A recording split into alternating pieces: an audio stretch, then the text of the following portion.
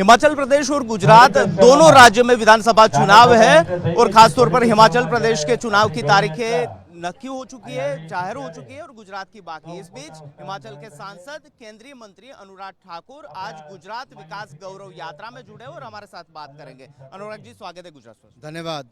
अनुराग जी, यात्राओं का नाता पुराना है बीजेपी का और ये यात्रा फिर से निकाली जा रही है। आज भी आप इसमें शामिल हुए, गुजरात गौरव यात्रा। एक टैगलाइन दी गई है कि भरोसे की भाजपा सरकार। क्या कहना चाहेंगे? गुजरात में पिछले 27 साल से भाजपा का सरकार, उनका शासन है, क्या आप बोलेंगे? जब गुजरात की बात होती है तो भाजपा के विकास मॉडल की बात होती है। जब गुजरात की बात होती है तो गुजरात के दिए गए नेतृत्व की, गुजरात गौरव की विकास यात्रा की बात होती है। क्यों? क्योंकि गुजरात ने सरदार पटेल जी के समय से लेकर नरेंद्र मोदी जी के समय तक देश को नेतृत्व भी दिया है, विकास भी दिया है, एक सूत्र में बांधने का प्रयास भी किया है। और देश में जो पहली बार, जैसे आपका गुजरात फर्स्ट ये सब है, तो उसी तरह से फर्स्ट हर क्षेत्र में गुजरात कैसे है। सरदार सरोवर डैम नंबर 1 सबसे बड़ा, रिवर फ्रंट सबसे सुंदर और सबसे बड़ा गुजरात ने दिया है। ऑटोमोबाइल हब गुजरात ने बनने के लिए नंबर 1 स्थान प्राप्त किया है। गुजरात कृषि के क्षेत्र में नंबर 1 बना, गुजरात विकास के क्षेत्र में नंबर 1 बना, गुजरात हर क्षेत्र में आगे बढ़ा है। गिफ्ट सिटी पहली देश की बनी तो गुजरात में बनी है।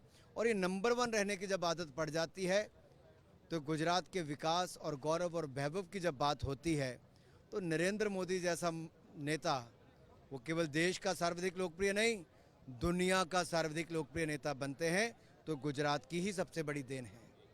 अच्छा अनुराग जी, अब तक गुजरात में बीजेपी कांग्रेस की दो तरफी फाइट थी। इस बार आम आदमी पार्टी मैदान में उतरी है और जिस तरह से बीजेपी कहती है कि रेवड़ियाँ बांट रही है, अलग अलग वायदे किया है, यहाँ पर फी बिजली, फी आरोग्य की सुविधाएं, किस तरह से आप देख रहे हैं? क्योंकि आप तो दिल्ली में रहते हैं, दिल्ली के लोगों को अच्छी तरह से जानते हैं, दिल्ली का मॉडल गुजरात में आ रहा है। अगर आप दिल्ली का भी देखेंगे तो जो मोहल्ला क्लिनिक है वहाँ पशु मिलते हैं, डॉक्टर नहीं मिल पाते बाहर। दिल्ली की सड़कों की हालत देखेंगे तो ऐसी है कि कोई खड्डे में गिरता है तो कभी कोई कीचड़ में गिरता है। ये अपने आप में दिखता है कि क्या है। और दिल्ली में जो स्वास्थ्य मंत्री हैं वो 4 महीने जेल काटते हैं और जो शिक्षा मंत्री शराब घोटाले में अंदर जाने की तैयारी करते हैं। और शराब घोटाले के किंग पिन अरविंद केजरीवाल जी हैं और मुख्य आरोपी उप मुख्यमंत्री मनीष सिसोदिया जी हैं। ये क्या मॉडल लेके गुजरात आएंगे? ये क्या मॉडल लेकर आएंगे? जहां पंजाब में इनका सरकार बनते ही मर्डर का मॉडल सामने आया कि 70 लोगों के मर्डर हो गए, मूसावाला से लेके बाकी सबके मर्डर हो गए। पंजाब में स्वास्थ्य मंत्री को 2 महीने के अंदर भ्रष्टाचार के चलते इस्तीफा देना पड़ा। तो आप देखिए इनके पास मॉडल क्या है, ये क्या लेकर आएंगे जी?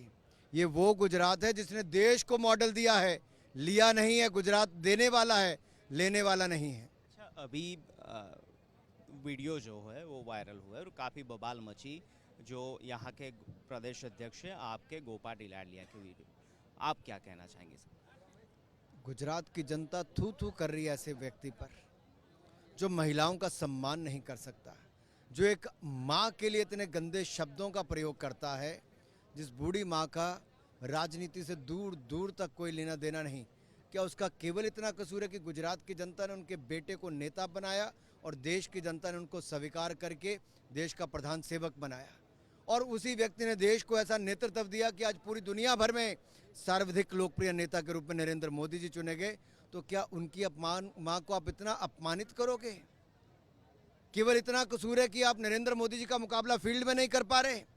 उत्तर प्रदेश में सभी सीटों पर आपकी जमानत जब्त हो गई, उत्तराखंड में आप खाता नहीं खोल पाए, गोवा से लेकर मणिपुर तक आपकी हार हुई।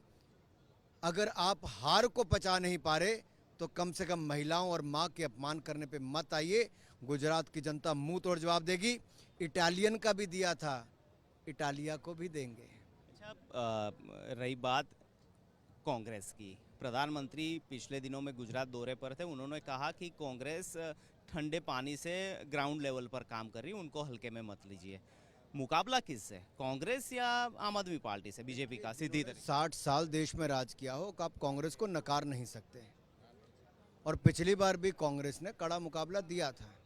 तो कांग्रेस को हल्के में लेना उचित नहीं है। और अगर आप देखेंगे कुल मिला के कांग्रेस ने चाहे बाकी राज्यों वहाँ पर भी अपनी ओर से प्रयास किया और गुजरात में भी निश्चित तौर पर कांग्रेस लड़ेगी और दम से लड़ेगी, लेकिन हम लोग अपना विकास का मॉडल लेकर जाएंगे, विश्वास का मॉडल लेकर जाएंगे और सबसे बड़ी बात डबल इंजन की सरकार की उपलब्धियों को लेकर जाएंगे और पहले से ज़्यादा सीटें जीतकर फिर कमल खिलाएंगे। अनुराग जी, आप भले ही गुजरात में आए पर हम हिमाचल जाते हैं, हिमाचल की क्या स्थिति है, क्या लग रहा है आपको? अरे हिमाचल तो मोदी जी का दूसरा घर है, वहाँ पहले जिताएंगे, फिर गुजरात जो पहला घर है वहाँ आकर फिर कमल खिलाएंगे। और मोदी जी की लोकप्रियता अगर देश और दुनिया में इतनी है तो उनके अपने घर और परिवार में तो वहाँ पे कोई कमी रहने वाली नहीं है। यहाँ के लोग तो पहले से ज़्यादा सीटें जिताएंगे। अनुराग ठाकुर का हिमाचल प्रदेश में चुनाव में और चुनाव के बाद क्या रोल?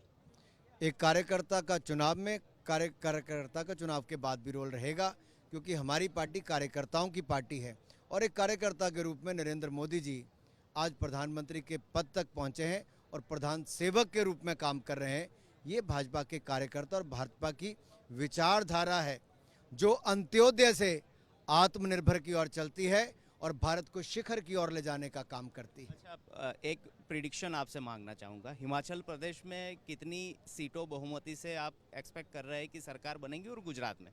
हिमाचल में 2/3 बहुमत से जीतेंगे और गुजरात में भी 2/3 बहुमत से हम जीतकर वापस सरकार बनाएंगे। 2/3 बहुमत से दोनों स्टेट में सरकार बनाने का विश्वास केंद्रीय मंत्री अनुराग ठाकुर यहाँ पर दिखा रहे हैं और ख़ासतौर पर दोनों ही स्टेट में अभी आम चुनाव है। हिमाचल प्रदेश के चुनाव डिक्लेयर हो चुके हैं, गुजरात के चुनाव डिक्लेयर होने बाकी है, पर दोनों जगह पर पूरी तरीके से बीजेपी प्रचार में जुटी हुई है। कैमरामैन सचिन कड़िया के साथ निकुंज जानी, सुरेंद्र नगर, गुजरात फर्स्ट।